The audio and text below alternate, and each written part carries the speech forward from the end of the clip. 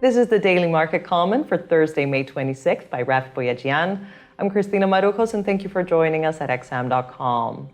Markets were choppy but relatively steady on Thursday as Wall Street futures kept climbing in and out of negative territory, and the US dollar was having another mixed session.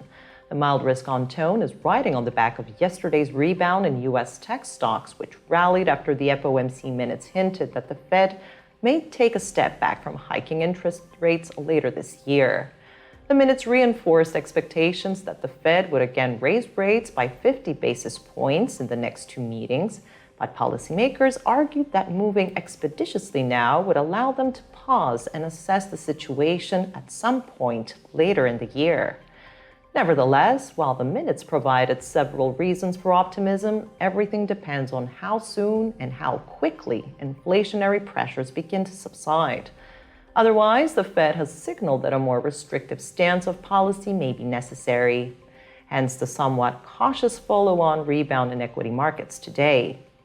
European shares were modestly following the S&P 500's 1% gain on Wednesday and the Nasdaq Composite's 1.5% advance.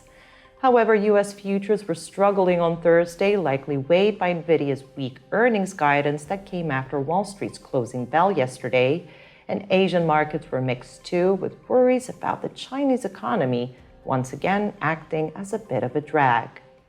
In the FX sphere, the yen has enjoyed broad-based gains this week. The dollar-yen is trading close to Tuesday's 5-week low, while euro-yen is headed down for a third straight day. The single currency has also faltered against the US dollar, slipping back below $107 as investors pare back bets that the European Central Bank will hike rates by 50 basis points in July. The pound, however, has been edging higher since yesterday and is currently hovering around $125.60. Investors are hoping the UK Finance Minister Rishi Sunak will provide substantial relief to British households amid the cost of living squeeze. Sunak is expected to unveil later today his plans on how to tackle the crisis, with growing speculation that he will announce a windfall tax on energy companies to finance a £10 billion grant for consumers, which will be paid as a rebate on fuel bills. This was the Daily Market Comment. Thank you for watching at xm.com.